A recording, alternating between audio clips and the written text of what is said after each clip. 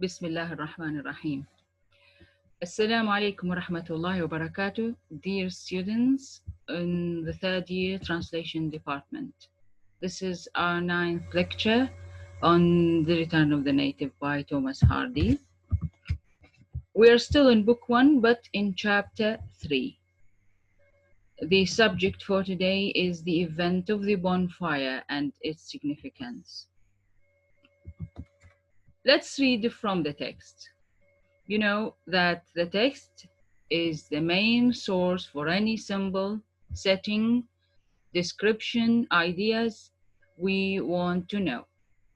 So we read from the text and we analyze. Let's read the description of the bonfire in the text in chapter 3. Hardy says, do you see these quotation marks? I'll start quoting. Hardy says, every individual was so involved in furze by his method of carrying the faggots that he appeared like a bush on legs, till he had thrown them down. The party had marched in trial, like a travelling flock of sheep. That is to say, the strongest first, the weak and young behind. The quotation ended. It's from I document. It's from book 1, chapter 3, from page 20 to page 21. This is how you write the pages, from page 20 to 21. You don't write the 20 here. What is he saying? This is the paragraph. Again, every individual was so involved. So let's first see some of the vocabularies to understand the meaning of the text of this paragraph. Furze. Furze is gorse, a bush with thin leaves, with sharp points and small yellow flowers. If you don't know the meaning of bush, leaves, you have to go back to the dictionary. Now, they collect furze, they carry the faggots. How do they collect the furze? By carrying faggots. What's a faggot? Faggots, or a faggot, is a bunch of sticks tied together, used for lighting a fire. How to light a fire? You need sticks, faggots.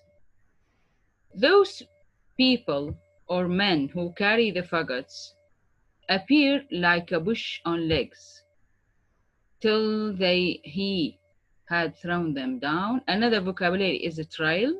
What's a trail? A long line. They march. What's march? March and trail. They walk in a long line. Like a traveling flock, another simile. What is a flock? A group of sheep or goats or birds, group of animals of one species. Here, these words that are highlighted with green are similes. The writer uses the tool like. There's another tool as to present a simile. A simile, the purpose of a simile is a comparison between something and something else. Here he compares the man who carries the faggots like a bush on legs, as if a bush walking, till he had thrown them down. When he throws them down, you can see his head and his arms. Another simile is the comparison of the marching of the people in the party, like a traveling flock of sheep, as if a flock of sheep. Why? Because the flock of sheep, how do the flock of sheep walk or march? The strongest sheep march first at the beginning. They approach, then after them, behind them, the weak sheep and the young sheep. The people celebrate in this way and march in this way. Let's see a paraphrasing of this text, of this paragraph, pardon. The locals, what do? The locals of Egdon Heath gather in the Rainbarrow. We will see what's this Rainbarrow in the coming slides, to light fires. To do that, they bring together large bushes of furze. The novelist employs a simile, as I said, to compare the appearance of men carrying the bunch of sticks to a bush on legs, and their marching to a flock of sheep. So at the beginning of chapter 3, we know that people in Egdon Heath gather in this place, Rainbarrow, to light fires. What do? They bring about bushes of furze to light it, and a bunch of sticks to light it. A bunch of sticks to light them. Why? For what purpose do the people collect the furze? They collect the furze, as I said, to light them. These loads of furze and faggots were all laid together in one place as a heap, and a pyramid of furze. You know what's a pyramid? The pyramids in Egypt. They look like a pyramid of furze, 30 feet. The height of this pyramid is 30 feet in circumference. Now occupied the crown of the tumulus, which was known as Rainbarrow for many miles around. Circumference now occupied the crown of the tumulus. The tumulus is a grave mound, a large pile of earth over a grave of an ancient person, and 30 feet, I told you, about the length is about 9 meters, if you don't know 30 feet. So you have 9 meters, a pyramid or a pile of 9 meters of furze gathering together or laid together in circumference,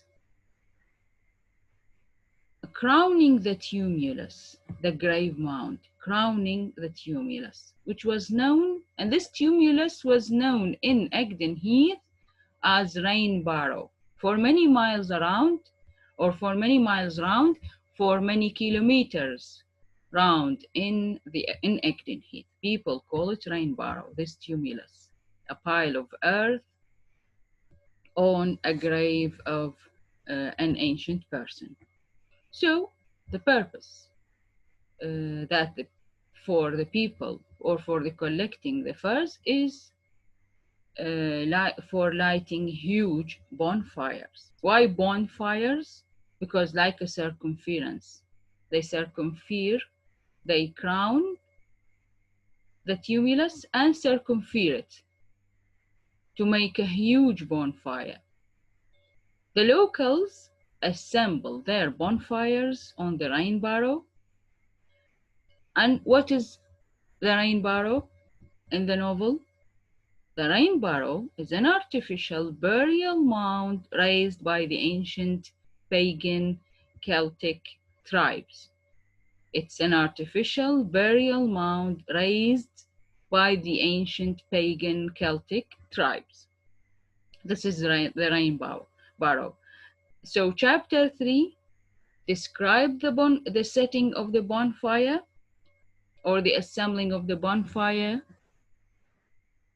in this place, in Rainbarrow. Let's see the portrayal. How did the writer portray the scene of the bonfire? The portrayal of the scene of the bonfire. He says, red suns and tufts of fire, one by one, began to arise. So it's not only in this place, the Rainbarrow, many people gather and assembled their own bonfires. These red suns and tufts of fire, one by one, began to arise, flecking the whole country round.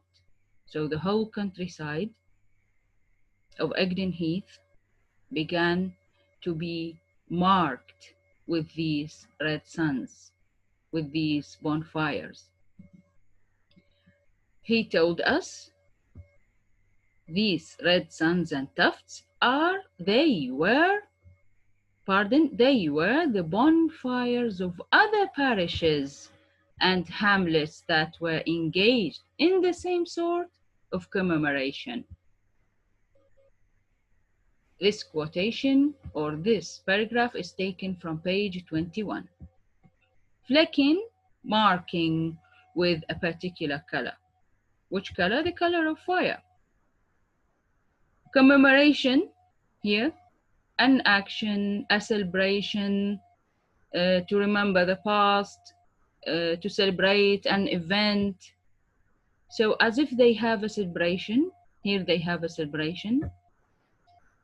And this celebration was presented or was held in this way. People light fires in the other parishes, in the other hamlets. They have the same sort of celebration. People or locals engaged in the same sort of commemoration. This is how he portrayed the gradual lighting of the red suns at that time of night.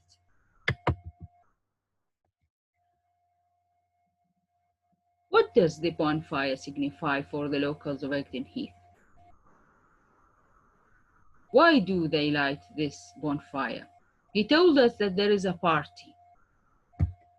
Here, he told us that there is a commemoration, a celebration, an action. And here, he told us that there is a party. But what does it signify for them? A gathering of local men and women who, in observance of local custom, it's a custom. What do they do in this local custom? They are involved with building a huge bonfire on top of the barrow. The barrow, we said, the tumulus, the Rainbarrow, the grave, the ancient grave. All the villages, he said, parishes and hamlets are engaged in the same sort of commemoration. So we analyze, or we paraphrase, all the villages for miles around do the same. And the night sky is illuminated by the many torch-like fires. The night sky is illuminated. It is at night, and you know, at night, dark haunts everything.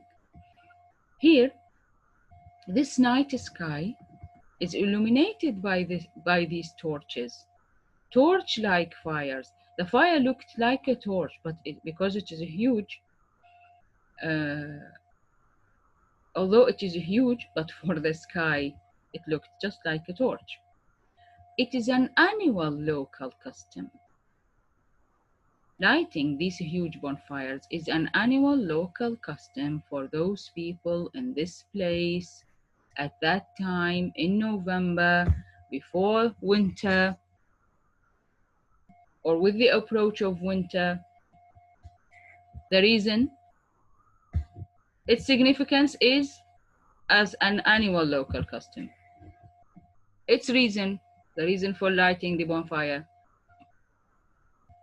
You know, do you remember the beginning of chapter 1? I told you the time setting of the chapter is November. The end of autumn, winter is approaching. For the people, for the locals of Egdon Heath, it is November. And the locals celebrate a pagan custom by, how do they celebrate this pagan custom? By lighting bonfires too. Why do they light it? What is the reason for lighting this bonfire? Winter approach, so what? To protect themselves against the oncoming winter. Winter is hard for people. And they do that to protect themselves from winter. It is a pagan custom, not a Christian custom, although the people and the villagers there are Christian. And also, what do? They also enjoy dancing and drinking, as the chapter has uh, narrated. But in the text, there is a significance for the bonfire. For apparently, apparently for the people, it's a local custom, a pagan local custom, and for the purpose of protecting themselves against winter. Also for dancing and drinking. In the text, Hardy wanted to say something. Hardy, the novelist of The Return of the Native, places great importance in a realistic depiction of local life. This is part of the realistic depiction of the people in The Return of the Native. Not only local life, custom and language also. We will notice that when we come to the conversations. We will notice how the language reveal the reveal local people, villagers, and how do they talk. Hardy depicted that. First, let's remain with our subject, the bonfire, and its significance. Hardy wanted to recapture the feel of the country in his novels, the countryside, the country. How he exploits the chapter in describing the locals who seem more pagan than Christian in their attitudes. Their attitudes, for example, towards winter. They never attend church. They celebrate a pagan custom by lighting bonfires toward of the nearing winter, to protect themselves from winter, this season, and also enjoy dancing and drinking above all else. This is the significance for the bonfire and the text, to show that this custom is pagan, to show that people are more pagan than Christian in their attitudes, in their customs. And again, I repeated the significance of the bonfire here. Rather, the writer associated between fire and paganism. The association of fire with paganism. Paganism, do you know what's paganism? Paganism in general is a recurrent theme throughout the novel. We will encounter this theme, paganism, while we go on reading in the novel. So it's a recurrent theme, and it should not be ignored that Rainbarrow, this place, Rainbarrow, the artificial Rainbarrow, the artificial grave, itself is a barrow. What's a barrow? An artificial burial mound raised by ancient pagan Celtic tribes and remained as it is, although it is artificial, and people uses this place annually to light fire on it. Huge fire. That has become a part of the landscape. This place, this Rainbarrow, became part of the landscape, the landscape of Egdon Heath. There is a reference to British paganism in the novel, but is there a reference to Roman and Greek paganism? We will see that in the future, in the near future, when we will go on analyzing the text of the Return of the Native by Hardy. Please send me your questions or anything that is not obvious, not understood. If I did not make myself clear, send me your questions to the classroom. Wish you good luck. Goodbye.